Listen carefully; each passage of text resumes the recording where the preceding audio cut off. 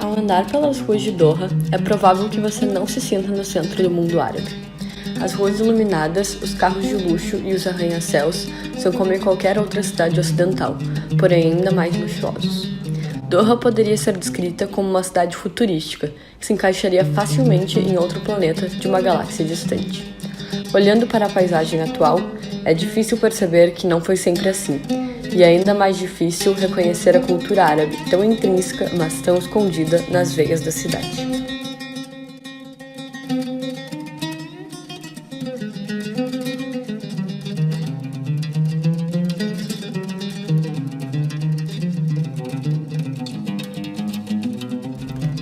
Antes da descoberta do petróleo, a economia qatari tinha como pilares a extração de pérolas e o comércio marítimo.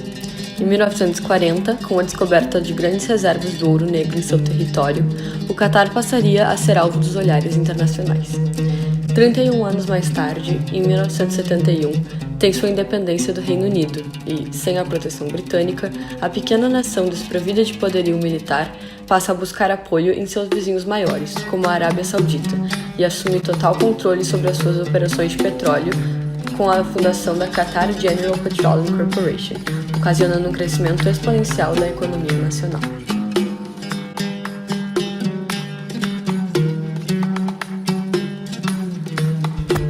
No final da década de 70, ainda foi descoberto o maior depósito de gás natural do mundo, o Campo Norte, impulsionando ainda mais o crescimento econômico do país. Com o rápido e recente acúmulo de riquezas, o Qatar optou por livrar-se da aliança com os sauditas, para buscar reconhecimento internacional como sendo uma verdadeira potência regional emergente. Uma das peças-chave dessa emancipação cultural foi a criação da mídia Al Jazeera, que criava então um polo de notícias e informações do próprio Qatar. O plano teve sucesso e foi consolidado pela transferência da base norte-americana no Oriente Médio da Arábia Saudita para a base aérea Qatari Al-Adil. Assim, o Qatar ganhou a posição que almejava no sistema internacional. Liderando a lista de países mais ricos do mundo segundo a revista Forbes e apresentando o maior PIB per capita do mundo atualmente, a abrupta mudança econômica causou fortes impactos na sociedade.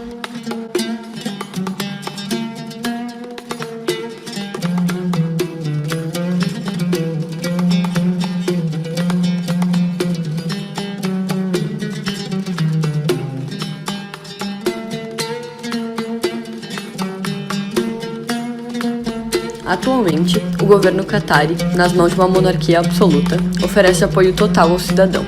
Saúde, educação, água e eletricidade são fornecidos gratuitamente, além de uma garantia de primeiro emprego e apoio financeiro para a construção de lares.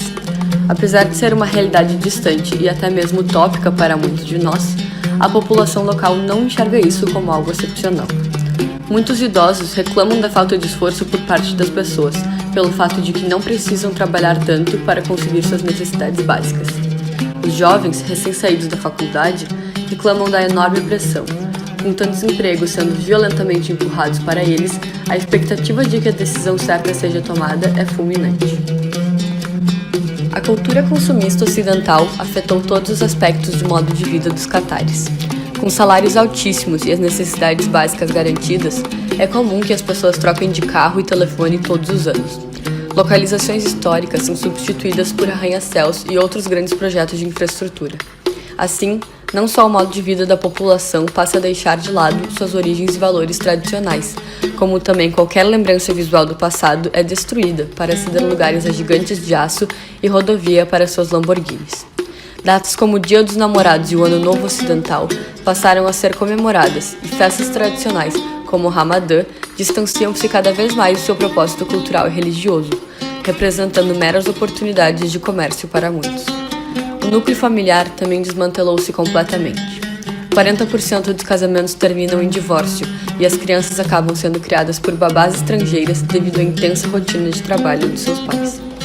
A comunicação entre os mais velhos e os mais jovens torna-se cada vez mais complexa, com a formação de uma barreira inesperada, a linguagem.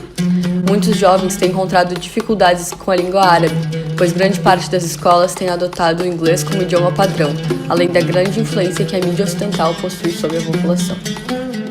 Também é que o Qatar lançou o Qatar National Vision 2030 em 2008. E eles são estratégias para pautar a política do país para 2030.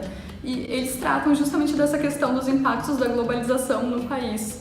E eles falam sobre como a globalização impacta essa cultura tradicional, que isso é um risco para eles, mas ao mesmo tempo eles têm que lidar com essas mudanças. Então, algumas dos perigos, digamos assim, que eles tratam nesse documento é justamente a questão dos negócios, como tudo tem que ser muito rápido, tem a questão da competitividade, isso acaba impactando nas relações familiares. Muitas vezes a família não tem mais tanto tempo para ficar reunida, né? Lá eles têm uma tradição de família mais estendida, que mora junto, e agora eles estão perdendo um pouco isso. As famílias se reúnem mais nos feriados nacionais e não tanto o tempo todo, as relações pessoais.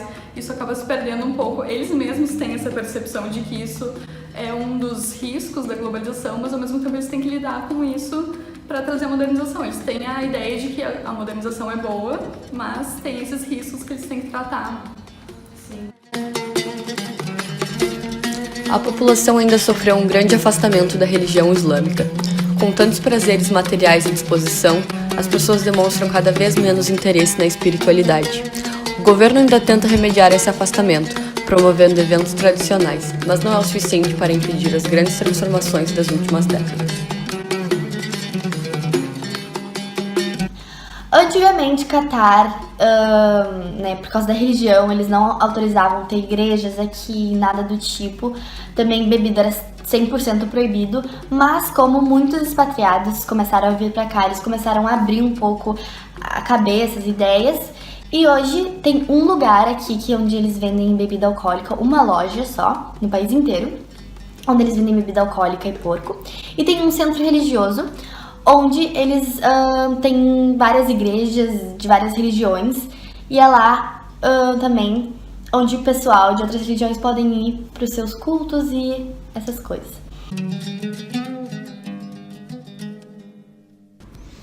No entanto, nem todas as mudanças provocadas pela globalização no país foram maléficas. A mulher qatari, por exemplo, passou a reivindicar seus direitos, além do fato de que a poligamia e o casamento arranjado já não são bem vistos pela população.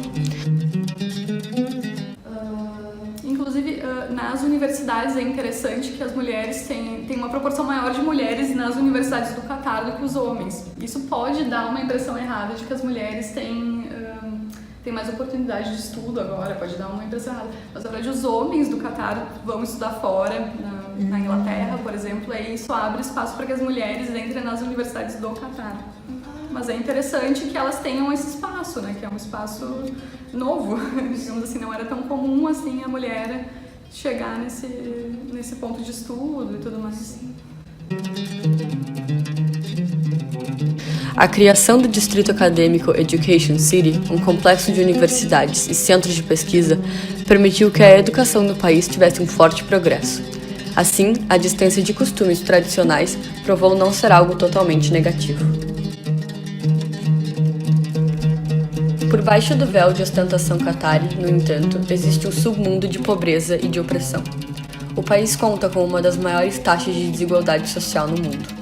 Trabalhadores estrangeiros são empilhados em pequenos quartos nas periferias das cidades e são tratados pelos nativos com desdém, apesar de representarem a maioria da população. O sistema kafala monitora trabalhadores estrangeiros e os submete a um processo antiquado, que divide a opinião na sociedade do Catar. Nesse sistema, os imigrantes precisam de um patrocinador nativo, responsável por seu passaporte e visto de trabalhador. Essa configuração facilita com que esses patrocinadores abusem de seus empregados, retendo seus passaportes e, consequentemente, seu direito de ir e vir. O país conta com a quinta maior concentração de trabalho escravo no mundo, especialmente no setor de construção e de trabalhadoras domésticas. Esse índice deve crescer ainda mais com a aproximação da Copa do Mundo, que será sediada pelo país em 2022.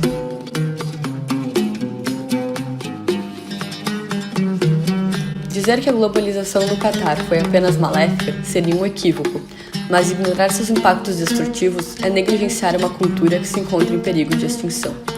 O caso do Catar ilustra com precisão a questão central da globalização. Como integrar-se culturalmente ao mundo sem perder a nossa essência? Quais partes dessa essência deveriam de fato ser deixadas para trás? O estudo da mudança Qatari introduz mais perguntas do que respostas, mas com certeza se mostra como uma situação muito contemporânea e que merece os olhos atentos da sociedade internacional.